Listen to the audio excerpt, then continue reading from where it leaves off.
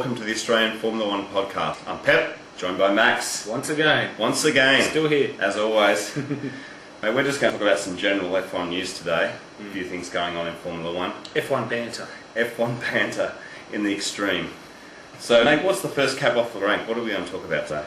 Mate, my dear friends at Honda, I think Nick Fry's made some fairly interesting comments and observations over the last week or so, mate. My Earth dream.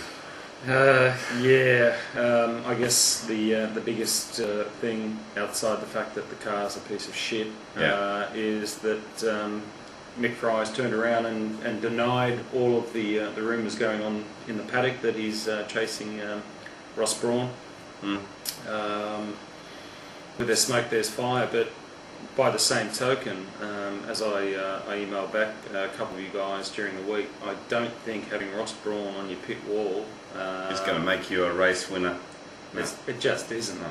It may improve things. He's a genius. Sure, but I mean, if you're coming 14th or 15th, having Ross Brawn on the wall might get you audaciously to say 4th or 11th, but it isn't going to give you a win. If the car's crap, having Ross Brawn there initially is just not going to do anything for you, I'm sorry. And I can't see Ross at this late stage doing what he did for Ferrari at home. I just can't. Mate, we've emailed with a few people about this, the news, of course, that Honda are bringing out a car after Monte Carlo, mid-season, a new car, and I've emailed a couple of people saying the same thing, which is that you're delaying, we talked about this, you're delaying your 08 car. If you bring out 2 cars a year, then obviously you're going to delay the further development. Yeah, it's. I mean, if you believe, again, if you listen to Nick Fry, if you believe what he says, then more power to you. But if you read between the lines, he's turned around and said basically the engine's good, the gearbox is good, the chassis is all right, but the aero we need some work. We'll bring out a whole new aero, not a whole new aero package, a whole new car. Well, presumably. This is the thing. He's trying to make out as, oh, no, it's not a new car or anything. We just need to tweak the aero a bit. And my argument with that would be, well, no, sorry, I don't think it's just aero. But you're starting to think now that it might have been a mistake to get rid of Jeff Willis. I know it wasn't Nick Fry's task to do that, but you got an aero problem, and you've sacked one of the better known and better performed aero guys in the paddock, and I think you're ruining doing that now. I mean, it was a massive mistake in my opinion. Meanwhile, you're running around 2 or 3 seconds a lap slower than the lead cars, so you're nowhere near the pace. That's right. In Australia, the Honda was 3 seconds a lap off, and in Malaysia, it's 2 seconds a lap off. Now, some might call that progress, because to make up a second in Formula One, as we all know, is pretty dramatic. But I'm sorry, I just don't buy that, and I think they're in a lot of trouble. And if this so-called non-new car in mid-season doesn't cut the mustard, then they're going to be in a lot of trouble, because Toyota are killing them, and that's their main opposition. Toyota are killing them, but it's also a Toyota kind of story, isn't it? Because it's this big company with a lot of investment, not really achieving much. Massive budget, just goes to prove, Pep and I were discussing this even, top team in Formula One doesn't guarantee results. You don't have the personnel, you're whistling Dixie. I mean, we've seen Toyota do that for so long. They should have had a win by now, in my opinion. They haven't. We've come really close to doing that, if ever at all. And Honda, unfortunately, with their proud history through the 80s and 90s, finding coming back to Formula One a very tough proposition. Things have changed. So Honda, get your act together, because Ant is beating you. Ant is showing you. Again, no surprise there. Aguri using last year's Honda, and as we know, in the last 6 races of the year, Button did very, very well in that car. In that car, in Ant's car. That's right. In Ant's car. He was warming up the seat for Ant in 07. Yeah.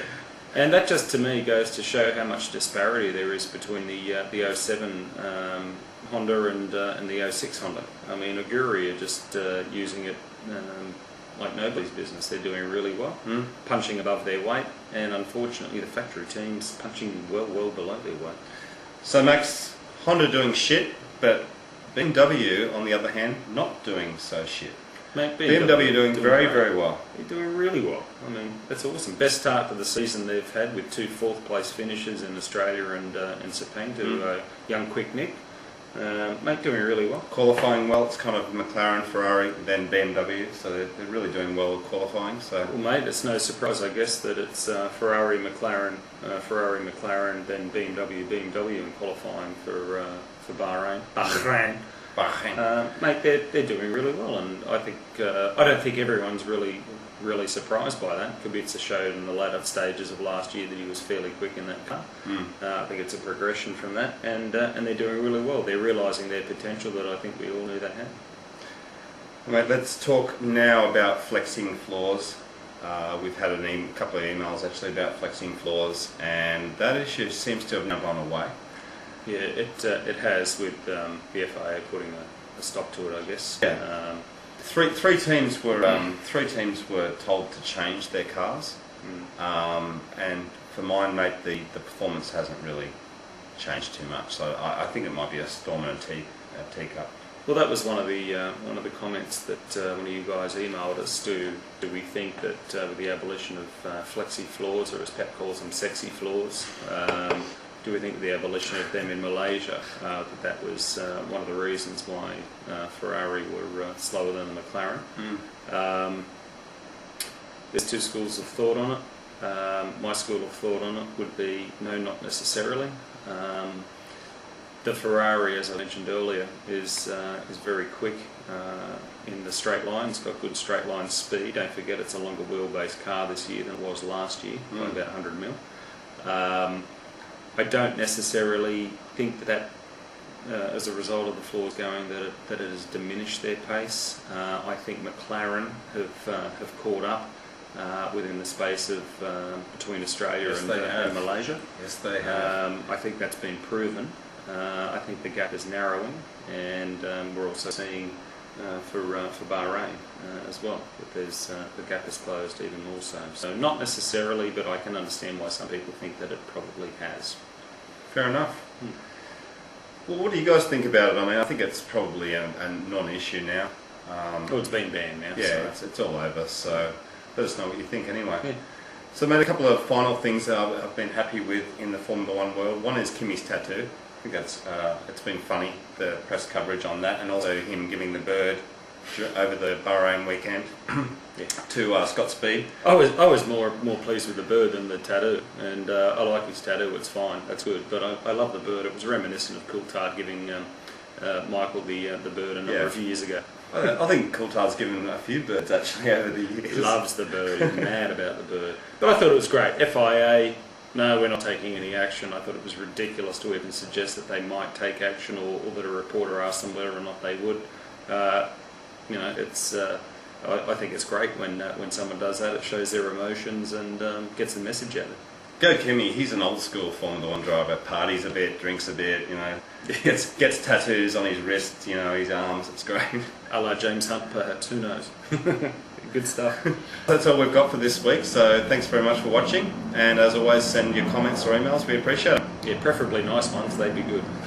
See you guys. Alright guys, see ya. Bye.